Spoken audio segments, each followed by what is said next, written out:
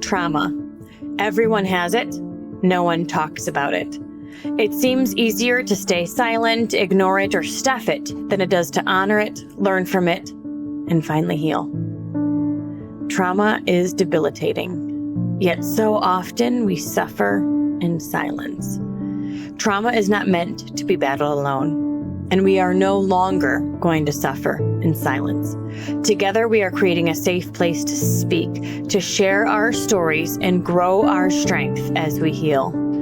Together, we are giving a voice to those who have been silenced, bringing darkness into light, and letting God use our stories. Today, we find ourselves again. We relight our spark and let it light up the world. Stop SIS is a nonprofit organization dedicated to educating on issues of trauma and trafficking, as well as the amazing power of the healing journey.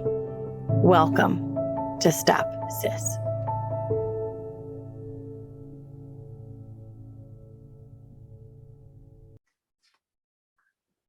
Hey, you guys. Big welcome back to Stop Suffering in Silence. In this Stop SIS episode, you are going to hear from a 90-day U-turn graduate. She was in the first cohort that we did with trauma and trafficking survivors.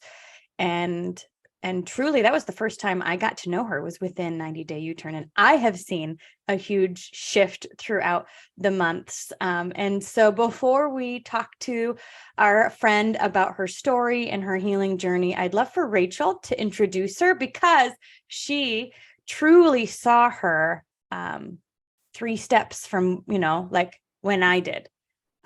Even just saying yes to 90-day U-turn takes an act of courage. And I know Rachel saw her before she might even have been ready for that. So Rachel, why don't you introduce our guest? Yeah. Okay. So today we have with us Valerie. She has been a friend of mine for like 2-3 years now.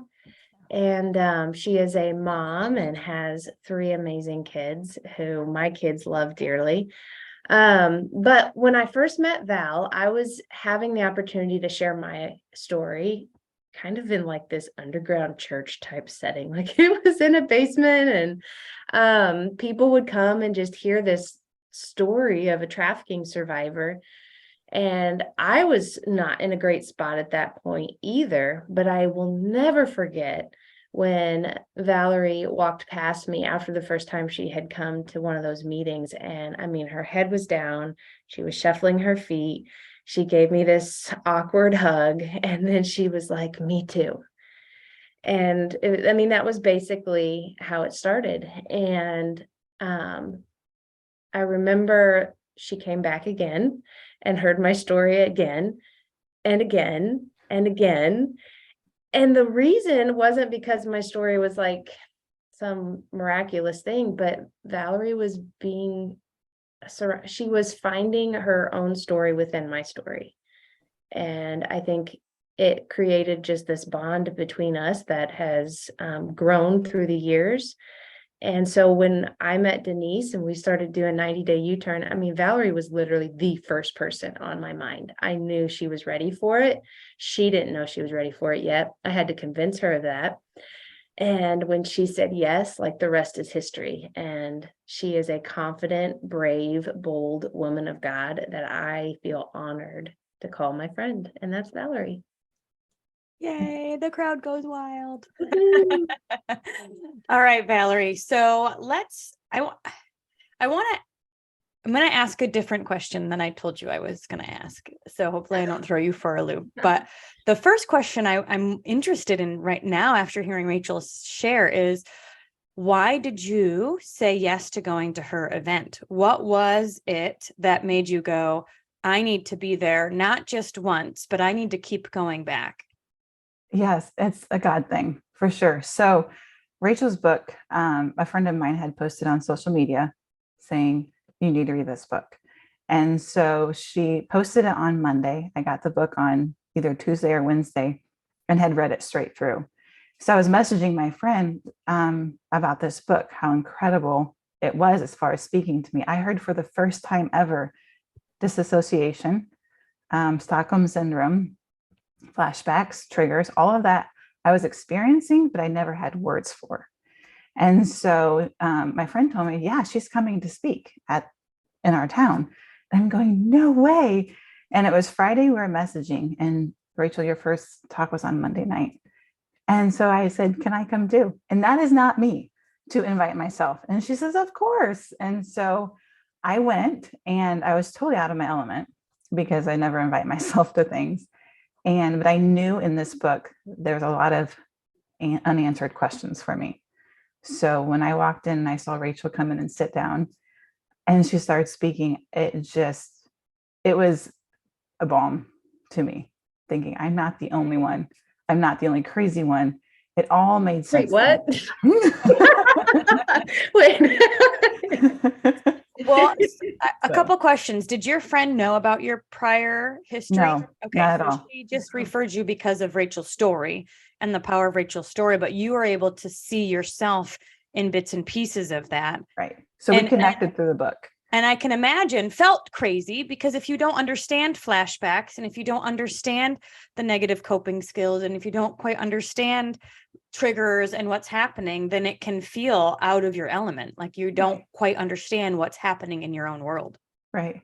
Yeah. So then my favorite part was after Rachel was done telling her story, the interaction afterwards. And I just felt like the people that were in this underground meeting all had a passion. Either they had a story or they had a passion for it. So I felt safe for the first time, realizing I'm not alone. And then I went back the next week and the next week. I'm like, hey, I've seen you before. Yeah. I felt seen though. When you said that the second meeting, you recognized me, which granted it was a smaller meeting, but you recognized me and you just made sure. I think one of your questions was, are you getting help? And I said, no. Correct. And it broke my heart. And I remember going back home and saying that she doesn't even have an outlet to get help. Like, what do we do? And so at that point, had you told anyone about your story? Very few people.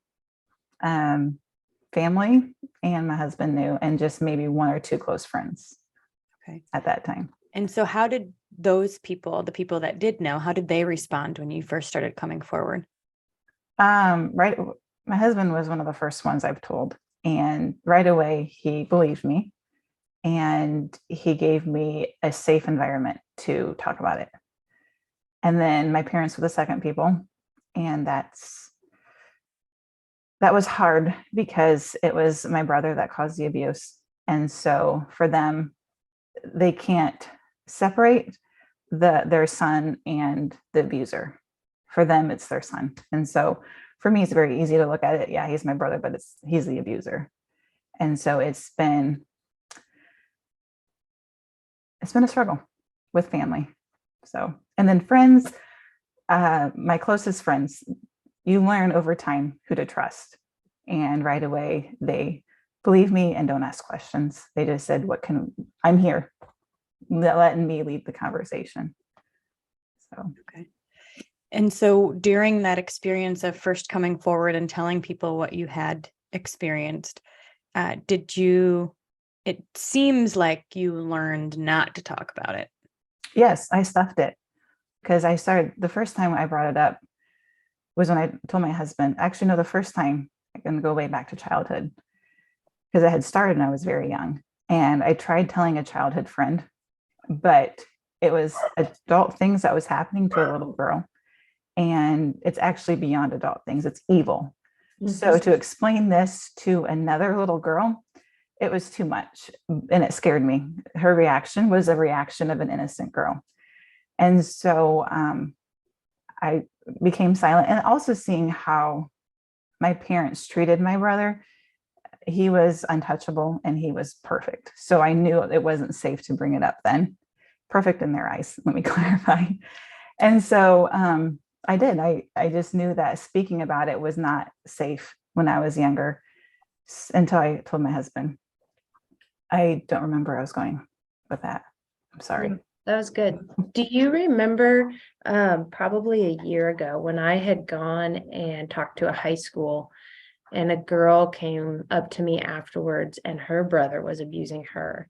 And she didn't want anybody to know because she felt like it was going to be her fault if it hurt the family, if it caused a divide. And I remember you were the first person I called because I knew you got that feeling. Yeah. I just remember praying so hard for that girl to feel safe. And the burden of it's your responsibility to keep the family image perfect is not her responsibility. And that is something that I have learned a lot, especially in the last year, that the family image is not on me. Yeah, no shame for the survivor. It's all the blame or shame goes to the perpetrator. But we know that most survivors carry some of that shame themselves. And so it is certainly a normal part of the process to work through that. So when you started coming to Rachel's events and you started going, okay, I'm experiencing flashbacks, or like, okay, like I'm not, like in your words, I'm not crazy. Like this is normal. And this is what happens when you experience trauma. And this is dissociation. And this is, when did you start getting help, or was that really that was your help? Yeah. So about a year ago, or a year prior to that. So what was it? 2020. Spring of 2020 was the first time I had read the book, Boundaries by someone super famous. I don't remember either. It's very classic. I looked it up this morning and I can't remember. Henry Cloud, is that it? Yes, thank you. It was him. I read that book. Actually, it was after I had my baby in fall of 2019. And it was a God thing for me to be put on bed rest because I couldn't do anything. I had to sit. And it was the first time in way too long that I allowed myself just to sit. And so I had read the Boundaries book, and it was the first time I ever realized that I could have boundaries in my life, and boundaries are a God thing. And so that's when I started slowly realizing that I cannot get healing until I put boundaries in place, because I would try to get healing. I would try to move ahead in my healing journey. And then I would see my brother at a family event and it would just all get undone. So I knew in order to have separation, or I had had separation in order to get healing. So I had read that book, and then spring of 2020 really hit me that if I don't set boundaries, then how are my kids going to know how to handle life? Just seeing how he treated myself and my family. My kids are seeing me allow people to treat me this way, and that's not good. And so that's when I realized that it's got to be very harsh. So that's when it first started happening for real. I feel like the healing, and really talking about it with my husband and trying to reach out for help within the church. And then I would say when I met Rachel's, when I realized that what I was doing was okay, but I needed to look deeper into it. So that's a really powerful point. Healing can only really begin when you feel safe. Yeah. And so if you're consistently putting yourself in a situation with the abuser in the room, no matter how much healing you've done, you'll still feel small. Yeah. Because I think that would trigger that inner child. Or I recently heard someone call it their younger you, which I thought was super cute. Cute. And we emotionally go back to when the trauma started. So even his presence, my guess is, and you can let me know what you think, would kind of snap you back into that younger, more emotional child state. Right. Obviously, you're still an adult, obviously, but emotionally, it can trigger some of those old feelings. And like Rachel said, I turned 10. I mean, you say you turned 9. I turned 10, and I couldn't think for myself. I couldn't stand up for myself. And then I couldn't stand up for my kids. And that scared me. So I didn't like that feeling of out of control. That makes sense. And I love that you said harsh, but I think let's reframe that. Boundaries are strong. Yeah. And if they're clear boundaries, they protect you. Oh, 100%. Yes. Yes. And so, Rachel, tell us a bit about Valerie's first reaction to being invited to 90-Day U-Turn. I'm trying to remember. I know there was a lot of giggling and like nervous, like laughter. And like, I can't even imagine being on a Zoom call, and I can't even imagine meeting other people. And, You're going to make me talk. What? right. And I think it helped her because she knew me and she knew I wouldn't put her in an unsafe situation. But for other survivors who don't know me and Denise, it is even more scary to put yourself out there like that. I think another thing too is healing in general is scary. You're opening a can of worms and you're afraid you're not going to be able to keep it under control. And so it was scary. And I think this is a testament to her faith and her prayer life, because she went straight to God and felt the prompting that this is something that will be good for her. And she said yes, scared. Mm-hmm. Oh yeah, exactly. The first Zoom call, I was like, it was scary. And then the last Zoom call was like a new family. Mm. So tell us about why you said yes and your experience within 90 Day U-Turn. Well, first of all, I trusted Rachel and I could see the change in Rachel. Mm. And so that's what made me trust it, because I could see the work that was being done. And she was honestly a new person. She had spark and had life. And I wanted that because I was tired of reprocessing the trauma. I was tired of being stuck. And I knew there was more to life. I knew there was a purpose for my pain. I just hadn't found it yet. So I really felt that God would show me through 90 Day. Mm.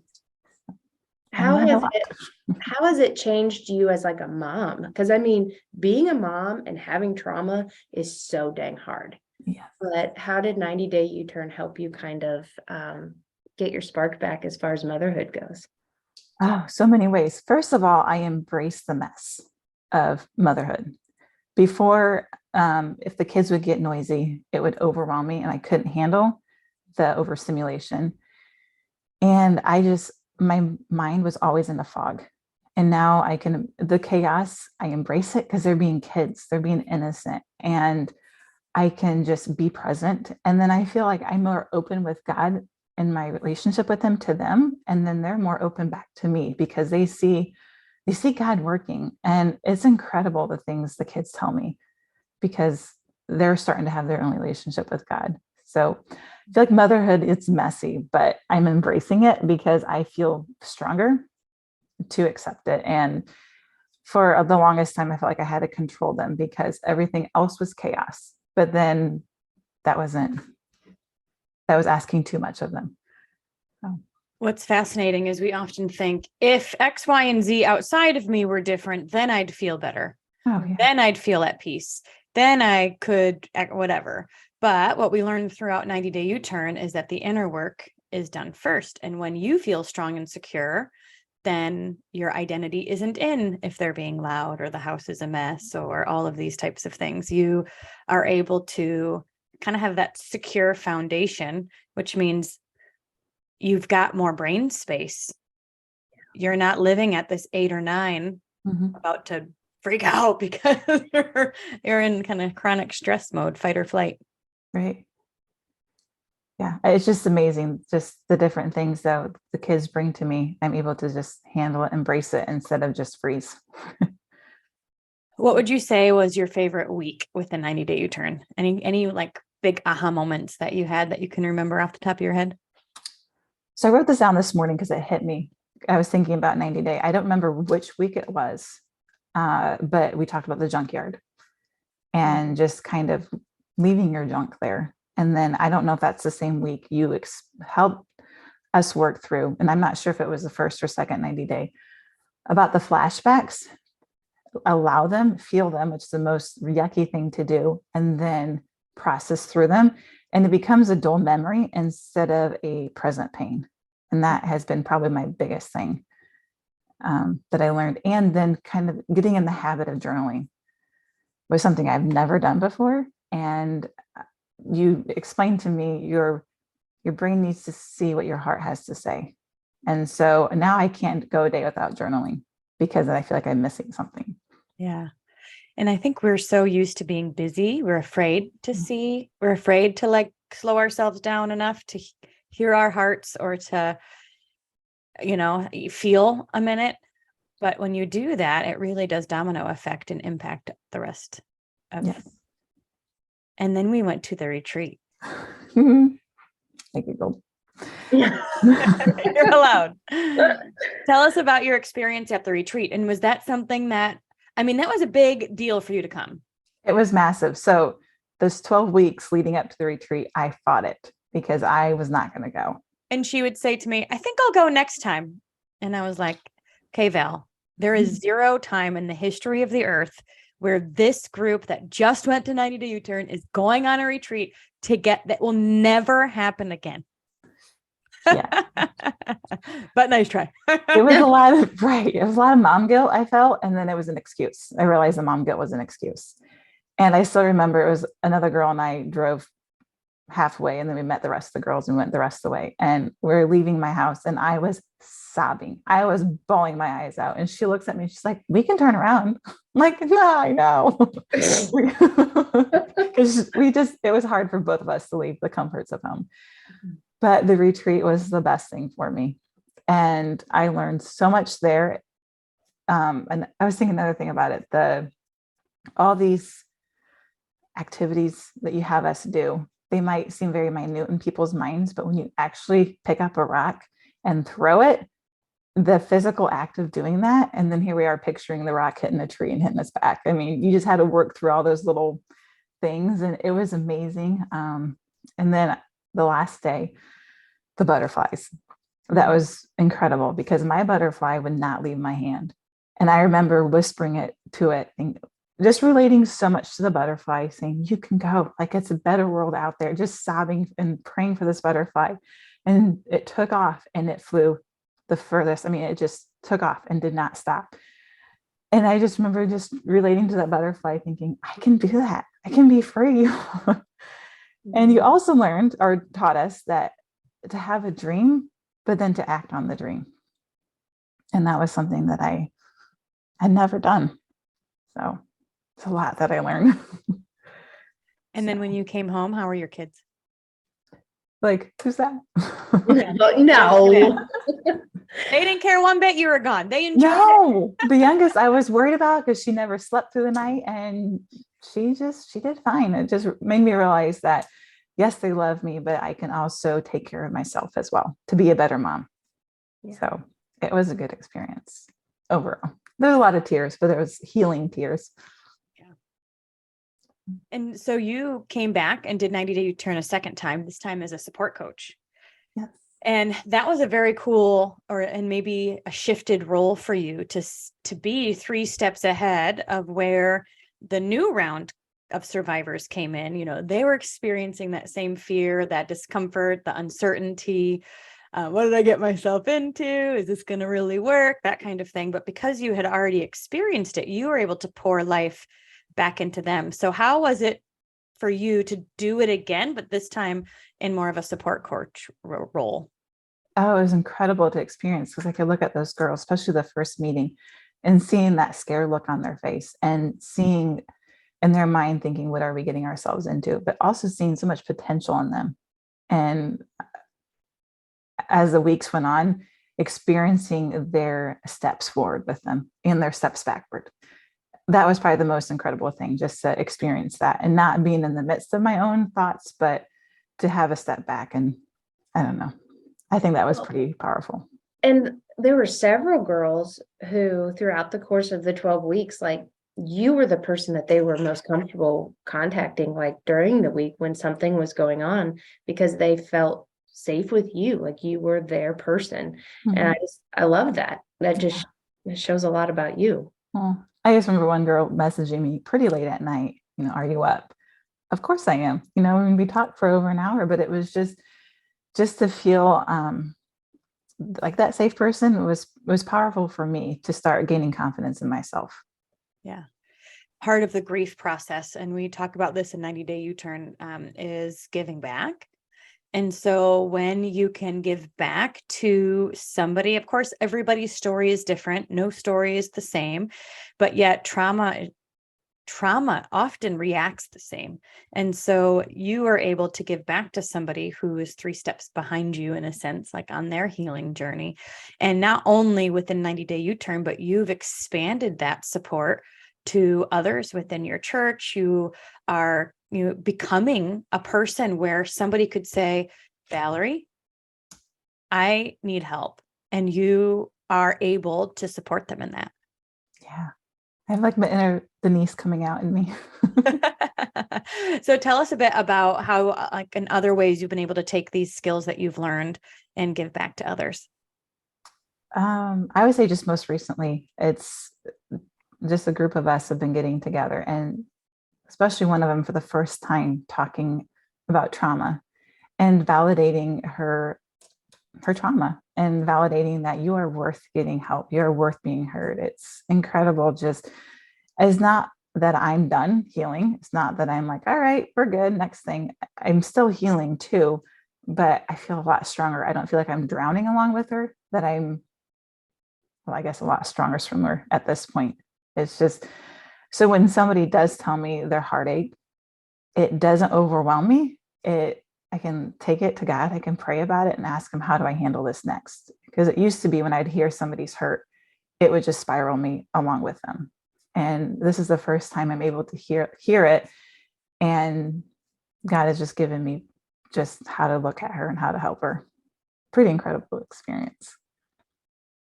It's that domino effect that Denise was talking about. Yeah. And like you said, the big part of the healing journey is to give back. Because Yes. if you're always thinking about yourself, it's selfish. And oftentimes I will say people want to give back before they're quite ready. I know, Rachel, you did an event with a bunch of social workers, and it was fascinating to just recognize how many of those in the helping professions are survivors themselves. And so giving back is a huge piece of the process, but so is the healing journey. And you can do them in tandem. You can be giving back and doing the healing journey yourself. But I'd love for you to speak on what you recognized during that interaction, Rachel. They all have this deep hurt still of, I need to fix this. I need to help these people. And I think the fact that they were having me come and speak and share my story opened up a few of those wounds to where they realized, okay, as I'm helping others, I still have to continue helping myself. But it was incredible to see, like, I share my story, and then one after another is like, me too. Yeah, me too. And, like, you have that Me Too moment, or the movement that went through. And then it wasn't too long after that, you had, is it like Church Too movement that went through? How often this happens within the church, and how often we are silenced because it's shameful, and we're taught that, we need to just let it go. We need to move on. We need to do all those types of things. And so I just, having a community of people who get it and understand, is pretty cool. Tell me Valerie, about your coping skills, like the coping skills you used when you were not on the healing journey and everything was super overwhelming and everything would trigger you into, my guess is, feeling not good enough, or feeling like you needed to fix or change or whatever, which of course none of us have that power. And so that can keep us in a emotional state as well. So what coping skills did you use during that time, if any? And then what coping skills are you able to implement now that are much more helpful? Yeah. Well, I would say starting off in childhood, my coping skill was creating a world where of imagination. I would often go back or just, live in my own world. And I do have a massive imagination, but I see how it saved me. It helped me. It was one area of, I'm not sure the word, like I could go to and I could survive. Control. Yeah, Yes, you created your own exactly. safe place, huh? Yes. And I still remember just imagining different moments that I lived as a child. It was what got me through, but I never doubted God in those moments, that's for sure. And then as I grew up, as I became an adult, I was always the fixture. and always made sure everybody was okay except me. I never took time for myself. And I definitely had unhealthy ones as far as filling my mind with things that was not helpful, just because I couldn't think about reality and never allowing myself just to pause. And so things overwhelmed me too quickly. I had a very short temper, that's for sure. Yeah, I couldn't handle a lot, I feel like. So people pleasing. I want to make sure everyone else thinks that I'm okay. Staying really busy and not. And I think part of it is, like, what am I pretending not to know? Like, what is like, there's a lot of stuff under my rug here that I'm just pretending is not there. Can I add one? Scrubbing the bathroom floor. So anytime she's having struggles and I'm messaging her and she's like, oh, so, I'm scrubbing the bathroom floor. I know she's not in a good place because she's got the cleanest bathroom floor probably in the world. I have a confession. I scrubbed my bathroom floor this morning. Hands and knees on the floor. Yes, but it's okay. But good coping skills. I would definitely say telling my husband I need a timeout. And then he knows that, okay, he's very good about, and even if I go on a walk and I take the kids with me, that's okay because we're outside, but just stopping life in that day and it's okay to not continue the rat wheel of thoughts. Yeah. Journaling, getting outside. I know you, like, even in the first week, you came back on week 2 and you were like, oh my gosh, this is amazing. Like, you started adding things that bring you joy into your calendar, whether it was bringing out your guitar or taking the kids to the trail and going for a walk. And you guys, none of this is necessarily rocket science, but it's stuff that we're just not doing. And when we put it back into our schedule, can make a massive difference in our day, in our emotional state, in our priorities, in our self-image, all of it. Yeah, definitely. The journaling, and then really just sitting and hearing what God has to say and not being scared of my thoughts and his thoughts either. It's just, I feel like I'm just building a completely new relationship with God over this last year. How do you feel like you have grown in terms of keeping your boundaries strong or being able to make decisions, really trusting yourself potentially again? Yeah. Well, starting with the boundaries, as time goes on, I see more and more things happen. There's a reason why these boundaries are in place. And just last week, I was reaffirmed there's a reason why. So it's hard. It is hard having those boundaries sometimes, but then it's easy at other times. It's just when those boundaries are questioned over and over and over again, it makes you question your sanity. And all of a sudden you're going, no, I would be disappointed in myself if I let these boundaries down. And I know God would be disappointed in me. What was the second question? I'm sorry. Oh, the decision making. Oh my goodness, that is incredible. So we're in the middle of building a house and I know what I want. And it is so neat to make a decision on something and not doubt myself. There was one time we were doing an electrical walkthrough and I did not want a fan in my living room. This is a small story. And there was 4 men that were meeting with my husband and I, and they all told me I needed a fan in my living room. And I said, no. And my husband looked at me, he's like, okay, then. Well, and a year ago, would you have been as decisive? Oh, no, I would have no idea. The decisions would have overwhelmed me. And I would just been like, I don't care. But now I love making the decisions and I love seeing my takes come out in things. And maybe to some people it doesn't make sense, but I don't care because I love it. And it's great. So it's been a really fun thing to kind of see myself come forward. And then you're not second guessing yourself and you're not losing sleep over a stinking fan. And you're not, because you guys, we do this, we make a decision and then we go, is this right? I don't know. Eek. And then again, we can stew in this uncertainty for a long time. We can lose sleep. And it just can take up so much brain space. But the fact that you're learning to, number 1, hear and listen.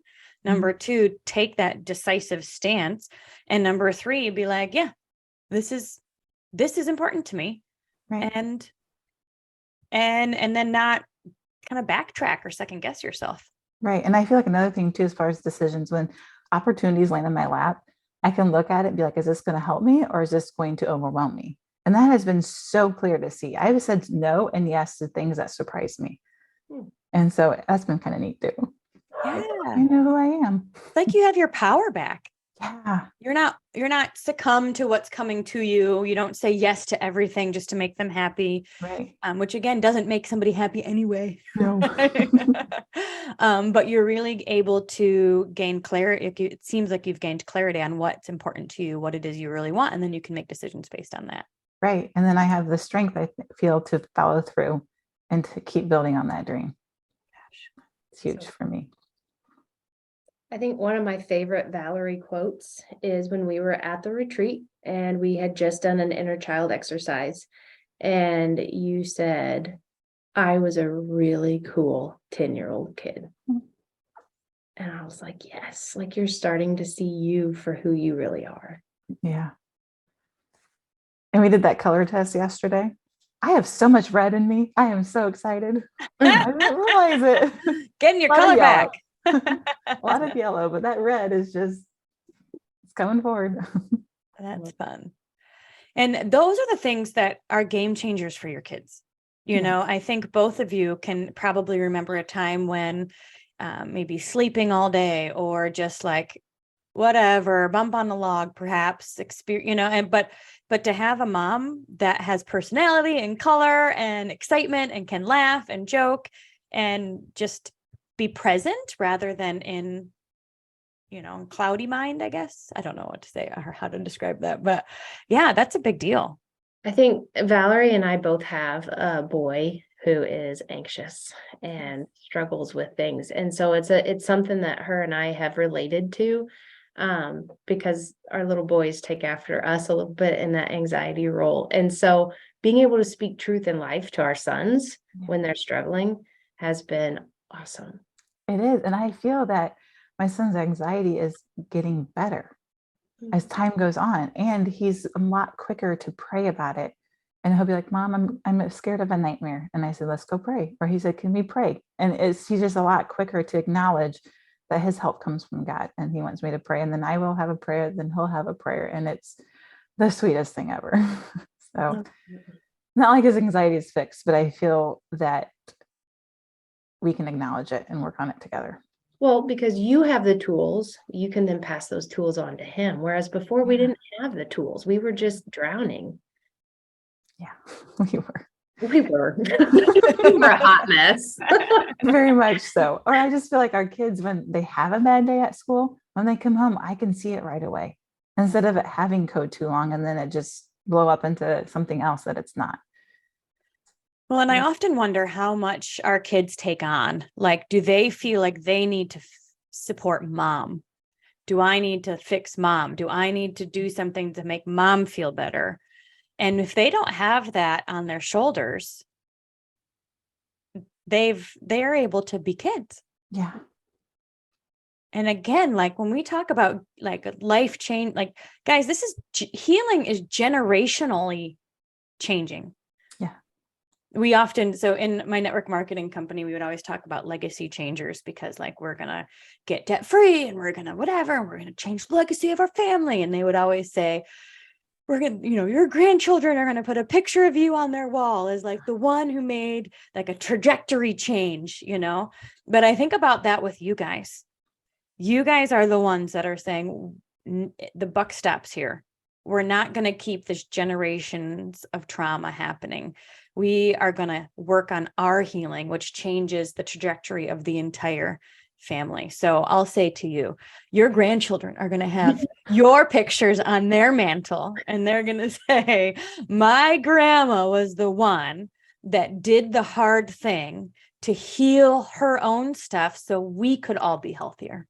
Yeah. Saturday, I was having a pretty hard day as far as just things. And I said out loud, I am breaking this generational curse.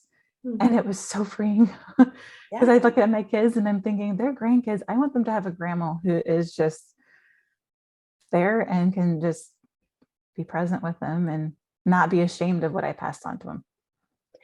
Yes, because that's where I used to live too, was that whole shame aspect of, I know that I'm not healthy. I know I'm not okay. And then I would carry the shame of, I know I'm passing this on to my kids and I don't know what to do about it. And it was almost like throw my hands up in the air, like I'm lost. And now it's like, okay, I can recognize that there were bad things about my trauma responses that were passed down to my kids, but now I can fix it. Now we can address it. Now we can take care of it and deal with it versus let's push this under the rug and pretend everything's okay when it's not. Neuroplasticity and epigenetics means that our brain can be rewired and our genes can be turned on and off. So we are not screwed for life, and neither are our kids. Yes. Well, Rachel, T-shirt. We are not screwed for life. yes, that's our new slogan. Yes. Any other thoughts or questions for Valerie? Well, another thing that I will just, I guess, a thought is when I first met Valerie, she only wore black skirts and she only, like was just trying to stay hidden. And now look at all the colors she's wearing. Like she literally, it's transforming her every area of her life. And she's bright and colorful and it's just, she's back to life and I love it. Yesterday to church, I wore a red skirt. Wine colors. Yes. I love it. No, and I will say, it's just when I met Rachel the weekend before, I finally realized I needed to let go of a very toxic relationship in my life. And I let go of it. I gave it to God and I said, I can no longer give any energy to this relationship. And then 2 days later, I met Rachel. But I felt like God couldn't work until I just had to back away. And then each toxic relationship I let go, God fills in with somebody just 100 times more incredible and better. And it's amazing to experience. So that's a great point. I think we can stay stuck because we're afraid of the unknown. Like Rachel has said, this coping skill might be harmful to me, but it's all I know. And so to let go of this toxic relationship or this family dynamic or whatever, it can feel super scary. But when you did that, you created space for God to bring in exactly what you needed. Yeah. Now, I do have one question, because when we were talking or thinking about interviewing you, one of the reasons why we wanted to give you a space to share your story is because oftentimes if people are hurt, they will run to their family for safety. Mm-hmm. And over the holidays, we talked a lot about what if your family is the one that hurt you? And then where do you go then?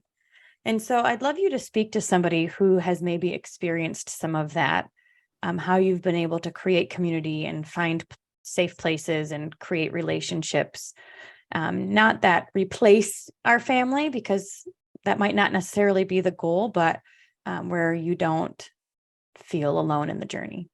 Yeah, definitely. That has been a journey for us, that's for sure.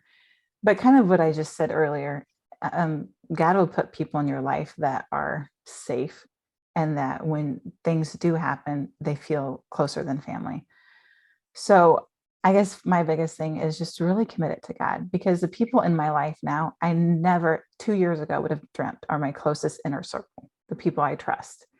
But I took God just really working with me and realizing I have better things planned for you than what you even imagine. So it is hard. There are times I want to have a relationship because that's what everybody I feel has. They have a really close relationship with their sisters or their mom, and I just know it's not in the cards for me. But then instead of looking at people that don't have that, I see how many people that have people in their life that's not family and how they're doing just fine. And it's incredible. Just 2 of my friends that I've made over the last 5 years, they don't have a relationship at all with their family, but they are thriving where they are. So you're not alone when it comes to that. It's actually very unusual to have a very healthy relationship with your family. There you go. Good point. And I love that you guys are creating new habits and new memories with your family. So instead of just being home by yourself saying, oh, woe is us, we're home by ourselves, on Christmas or whatever, you guys are traveling. You're deciding to create fun family memories that may look different than what you had as a kid, but are probably way cooler. And you're not staying in that, wishing things were different. You're accepting what is, and then you're saying, all right, what's next? Yes. So, and you just exude peace. Like, I don't know how to explain it, but there's just like circumstances around you, you still have to deal with hard things. But the inner peace in you is just different. It's like you've been able to break some of those chains that were keeping you from feeling that. And it's beautiful. It's absolutely gorgeous. Thank you. It's God. And I just was thinking this last week how, and maybe you've said this too, God loves a mess because he can take that mess and make it something absolutely beautiful. And so instead of us trying to figure it out ourselves, it's so freeing just to give it to God. Being like, he can paint a beautiful picture, and yeah, we mess it up, but he's okay with that. Well, I have to say, you're stuck with us now.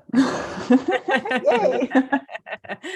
And when you guys join Stop SIS, that's what you're joining as a community. That's not just a 90-day program. It's a community of women who speak your language, who understand, who can be a part of the solution. And then we've got those stepping stones for you. So Valerie came on as a support coach, and we were able to, that's an opportunity for those who graduate 90-day U-turn, is to come back and be more of in a leadership role, and have access to the Dream Life certification program to learn some of those family dynamics and some of those deeper things that you can just have your eyes open for when you're working with people. And you just keep saying yes, and because of that, the how, as I say, has been showing up for you. You just got asked randomly. We know it's never random, right? But you're like, yeah, I'll help with this group. Yeah. And those are opportunities that even if they came a year ago, you wouldn't have been ready for. So I love that the doors are opening for you, and you just keep evaluating and deciding and going through the ones that feel in alignment. And I just know that this is the beginning of really that ripple effect that we talk about. So we're going to lock arms with you and be a part of the journey now that can't get rid of us. Hey. All right. Well, okay, Rachel, anything you want to add? And then I got one last question for Val. I think another thing, I don't know, I'm dragging this on because I absolutely love talking with Val. Okay. But another thing is, that through 90-day U-turn, we learn how to do relationships well. Like, we learn how to use our voice and learn how to say yes and no. And that's really hard for trauma survivors, but like getting to be a friend with Val and us kind of being like, hey, is it okay that I'm telling you that I think this? And it's just been neat to see how we're learning what healthy relationships look like. Yeah. Yeah. Even if I make fun of your sweaters. Sorry. Yeah. I don't know what that was all about, but that actually was pretty rude. Just kidding. That was really funny.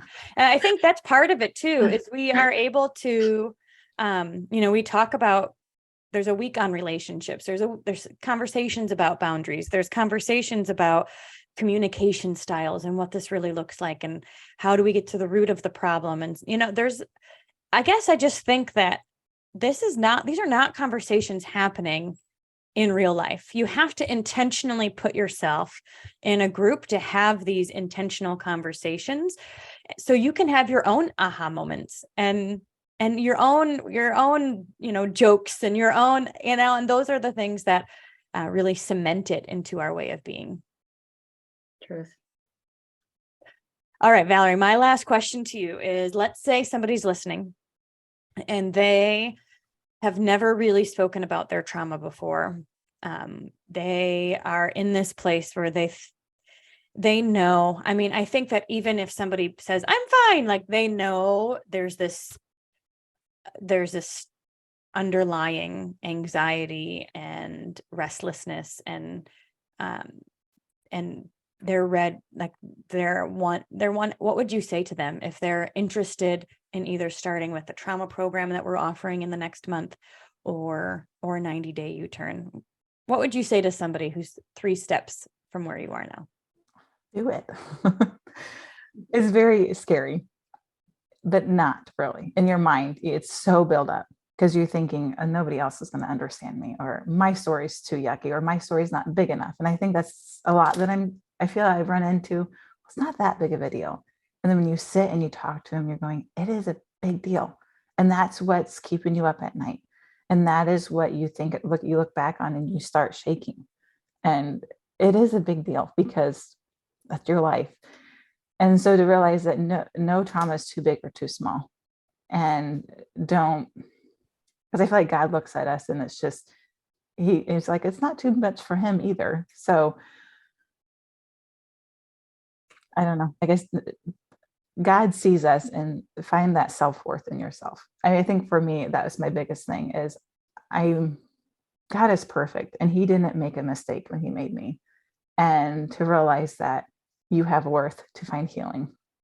So yeah, you think it's scary, but it's not, because it's a pretty awesome group, I will say. So Well, I don't know like, what do you got to lose, right? exactly. Because the worst thing that could happen is you stay the same. The best thing that could happen is it changes your life. Right. Right. And if you get on the Zoom call, you don't have to have your microphone on and you don't have to have your video on. You can just listen. And even one-on-one, I mean, that's something that if it seems too scary, I know that's an option too. So yeah, you're worth it. I think that's my biggest thing is you're worth it. Yeah. And to be alone, I feel like God works, or Satan works in isolation. And I think that's my biggest thing with 90 Day is there's so many people out there that can just come right alongside you and you build your own army of people. Well said. Thank you, Valerie, for having the courage to say yes to 90 Day U-Turn 3 months ago. Well, heck, thanks for having the courage to go to Rachel's meeting and speaking up to her even. I mean, those are the little things that truly impact where you are now. And I love that you had to say no to something, that toxic relationship, to say yes to something great. Because God can't give it to us if our hands are clenched. And so thank you for sharing a bit of your story today, a bit of your healing journey. And if you guys are out there and you are on your own healing journey, know that we'll be opening the trauma program in the next couple of weeks. So stay tuned for that. And then 90 Day U-Turn is, we're collecting names for those who are interested in starting with us as well. So you can get your name on the waiting list through the link below. And we'd love to connect with you and get you started in the next cohort.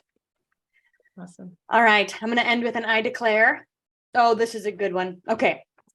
I declare I am special and extraordinary. I am not average. I have been custom made. I am one of a kind. Of all the things God created, what he is the most proud of is me. I am his masterpiece, his most prized possession. I keep my head held high, knowing I'm a child of the Most High God, made in his very image. This is my declaration, and this is my declaration for you. Have an awesome day, you guys, and we'll see you next week.